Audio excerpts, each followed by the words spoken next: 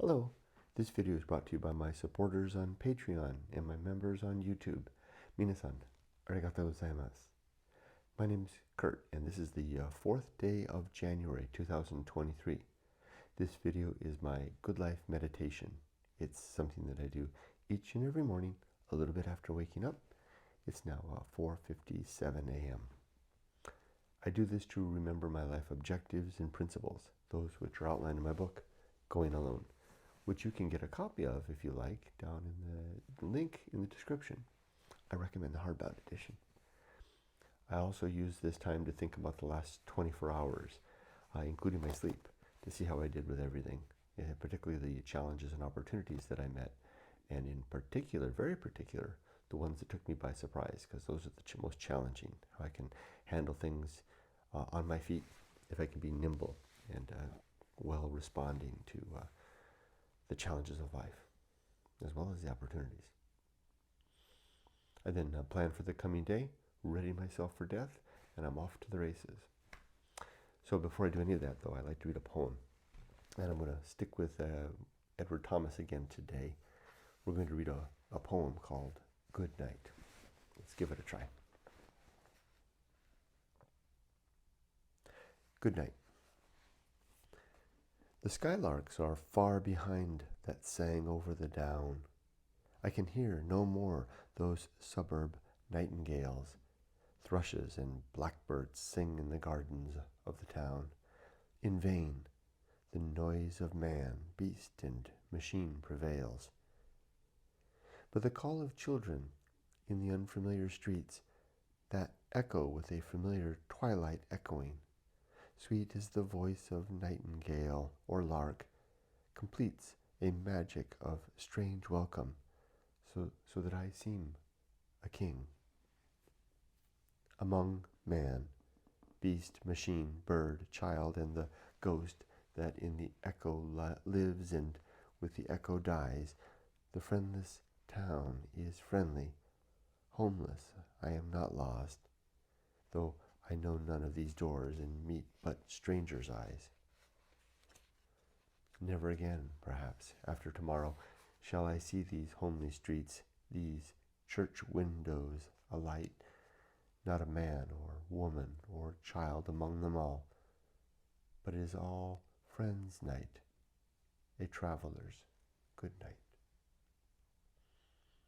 All friends' night, there is caps, like an event, a capital A-F-N, all friends' night.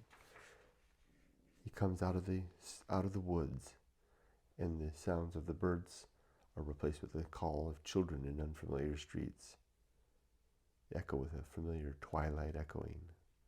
Sweet as the voice of nightingale or lark, completes a magic of strange welcome, so that I seem a king. So even though he's in a strange place, he seems welcomed and somewhat familiar, like royalty of sort, which I guess would be kind of above everyone else in a way, and distant, that's the word. Among man, beast, machine, bird, child, and the ghost that in the echo lives and with the echo dies. Ooh, the ghost that with the echo lives, that in the echo lives and with the echo dies. Good Lord, what a line.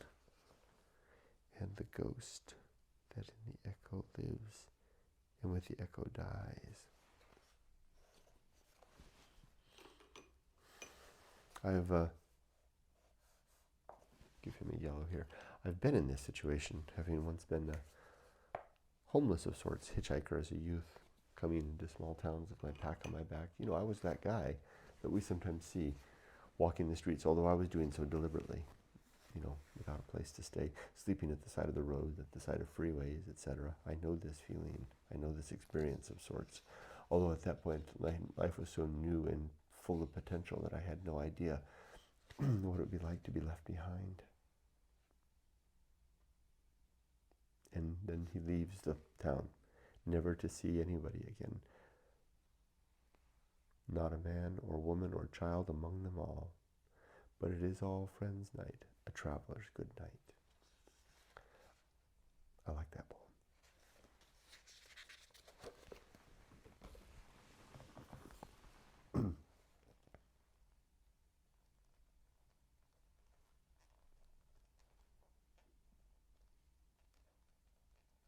All right, let's carry on. The good talk about you last night and yesterday. I wound up taking the day off yesterday. I wasn't sick, but I used a sick day. Uh, I know that's not quite right, but I have plenty of them, given that I rarely take sick days off in my whole career, and I've got so many of them. I'm going to lose them all. My boss even recommended. He says you need to take more sick days. So I took a sick day yesterday for a very deliberate reason. I wanted to engage with the authorities on behalf of my neighbors, Bob and Laurel. And I've been waiting for some time to do this for two reasons. One, I wanted the appropriate moment. I don't want to be that busybody. Well, it's not that I don't want to be that busybody. I'll do what I need to do. I wasn't completely sure I needed to. They seemed to be kind of getting back on their feet, so to speak. And then the second thing was a friend of theirs, Joanne, showed up to help out, and I thought she had things under control. But then I learned the day before yesterday that they don't have things they're not on their 2 feet, then they're not coming back on their 2 feet, I don't think. And Joanne can't handle it either. So with their permission, Joanne's nod of approval and Laurel's approval, Bob's not here anymore, he's in the hospital and he's not coming back, I don't think. They agreed that to let me summon help. And I did yesterday. So I took the day off yesterday. I went to the Huntington Beach Police and I filed well, it wasn't really a report as much as I made a request for a welfare check. And they told me that would kick off the proper authorities to come visit them and then to also send in care as needed. And that worked. Within 2 hours, 2 police arrived to talk to them. Then within an hour of that, a social worker arrived. And it turns out I learned from Joanne later that social worker has been, in fact, engaged with them for some time. They just refused to get any help. Now, the interesting, they say that no good deed goes unpunished. Well, that happened. So Laurel changed her mind. Now, I can't fault her or blame her. Well, one, my opinions on free will, but you might know it. But she has Alzheimer's. So she doesn't remember necessarily the conversation that she had with me the day before, but she was quite upset. Told Laurel she knows one of the neighbors is up to it, and she was on the warpath yesterday afternoon to find out. So I told Joanne that that's all right. What's more important is I can be the fall guy, and I told her it's fine if Laurel begins to suspect that it was Joanne that did this, just tell her it was Kurt. And I'll be the heat sink, so that at least she and Joanne can have good contact, right? That's sometimes a useful function. Anyway, the good thing is all possible avenues of assistance are engaged now that I can possibly think of. In terms of a lifelong friend is engaged, although she's older than them, she's not really capable. She's having a tough time too. The police are aware. Are aware. Social workers are already aware, and then maybe more assistance might be coming on its way as well. And as is often the case, it's now up to either they will fall so far over the edge that they'll have to be cared for by the state, so to speak, or they will continue to refuse and suffer. Now, it's interesting because I did about 2 months ago, I did an AI training for a group of homeless advocates, or agencies in Central California that work with the homeless. And I learned during that engagement that the main challenge of these service organizations, these are volunteer service organizations. Sure, they're sometimes funded and backed by government subsidies, but these are agencies that are seeking to help those who need help.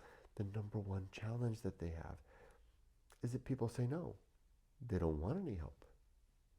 That really, an eye-opener for a lot of reasons. And they told me it was because of distrust, being comfortable on the streets, so to speak.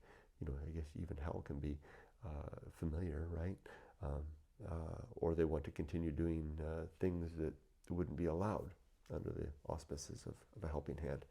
So now they're not homeless yet, Bob and Laurel, but what I think they're up against is the terrible aspect of what they've been hiding from. And I'm reading more into it probably than I should, but I think a lot of us do this. It's one of my principles in my book, the principle of distraction. We distract ourselves all the livelong day with all the things that we have in our life so that we don't have to, in the book I say, we don't have to witness the evidence of the great, or the lack of evidence that reveals the great indifference. Likewise, we can distract ourselves so that we don't have to face the hard work of living and the fact that death is approaching quickly for all of us.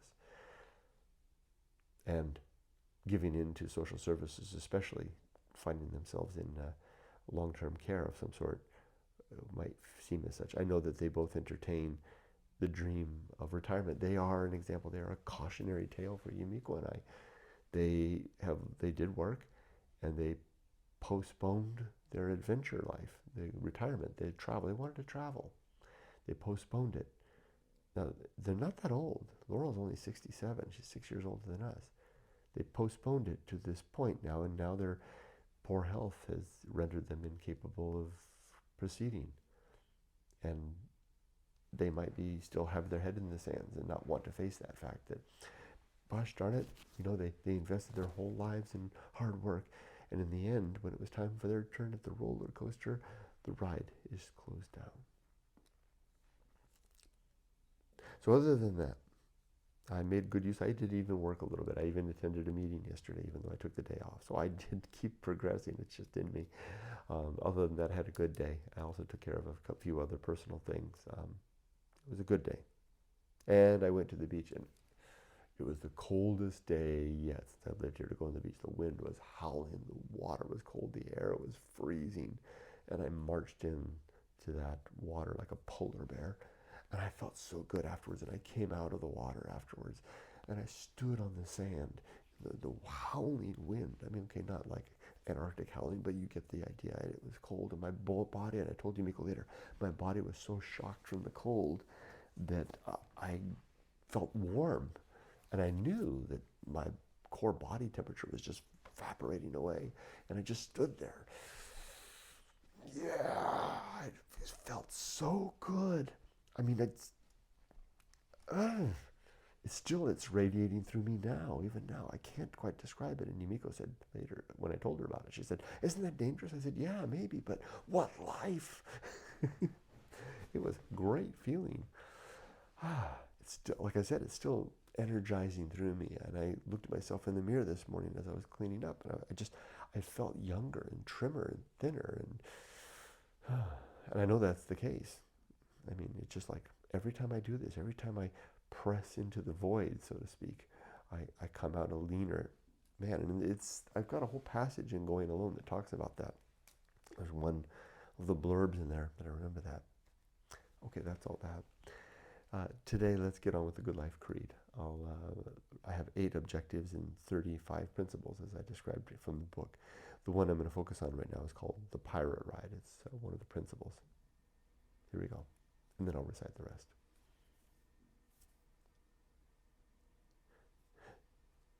The Pirate Ride is simply a principle that describes my belief or lack of belief in the thing called free will. This idea that there's agency that we can use to choose one thing from another, and that we have that open option to us, and that if we could have gone back in time, we could have selected tea rather than coffee, or we could have made a decision anything other than the one we did. I don't believe that that's true, and I can't prove it, but I don't believe that it's true anymore, simply because we are not agents and ends in our own right, but we are simply extensions of the machinations of the universe at large. Everything that's going on in the atmosphere and environment around us, and everything that has occurred through time that led up to this very moment, are like a domino fall in every direction that's coming, that pushes us in one way or another.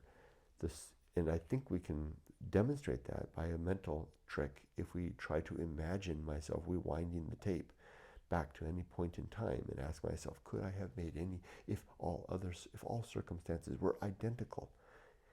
My biological construct was identical, my mindset was identical, the circumstances around me were identical. Is there any chance that I could have made a choice anything other than I did? The answer is clearly no, because I would have been in the exact same situation, and I did make that choice, and I would make it again.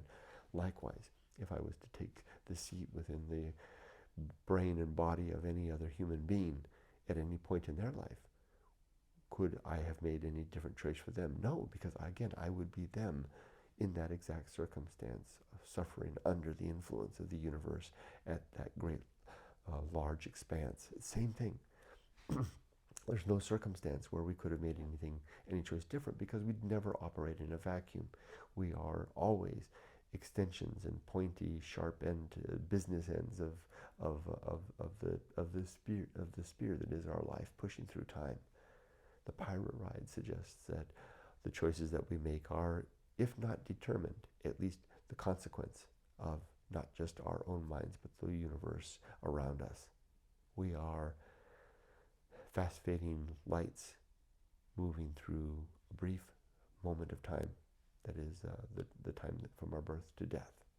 And the course that we take is utterly beyond our control at large, although we are, for an interesting reason that I haven't quite sussed out, given the sense that we are in control. And I'm suspicious that it may not even have necessarily a function, but might be consciousness, might be an emergent quality. Like a tree seems to get by without being conscious of being a tree. Likewise, biology at large seems to, mostly, a lot of the life on Earth seems to get by with little or no consciousness. We know now from our studies with AI that sufficient compression yields unexpected, in most cases, emergent qualities. What I'm experiencing here with this consciousness may be such an emergent quality, in which case it's a curious illusion, a fiction of sorts. And once liberated of that, it's quite a freeing thing. It doesn't mean that I'm apathetic or that I just sit in my chair all day. Quite the contrary. I still am active. I still engage. What choice do I have? In fact, but I am relieved of the sense of guilt and, in some ways, responsibility, which is a strange thing to say, because it makes it sound like that opens the door to not caring, but that's not the case. But even more strange, I don't feel upset at others for the life that they're living, even those that harm me, for they too are living the pirate ride life. There, that's enough of that.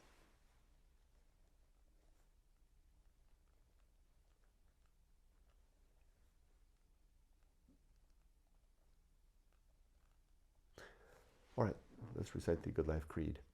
8 objectives, 35 principles. You'll hear the pirate ride in there.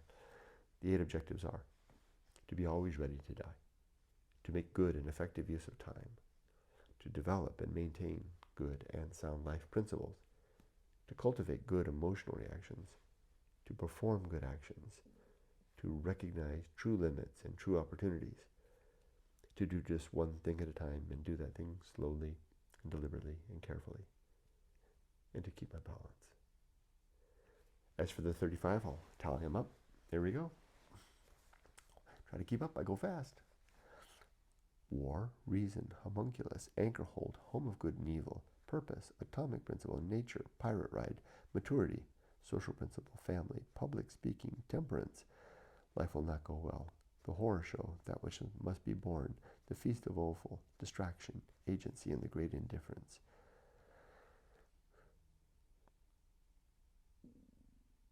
The best seat in the house, the restless man, the path of wildness, the great life adventure, the risk of avoiding risk, sin and damnation, complete oblivion, the season of philosophy, script writing, the bullseye aim, the uphill climb, arena and utility, nothing is enough, the principle of fun, and being prepared. By my tally, 5, 10, 15, 20, 25, 30, 35. Got them. You can explore these if you like in my book, Going Alone, under the chapter, The Good Life. Each of them is outlined there. As for today, here's my list.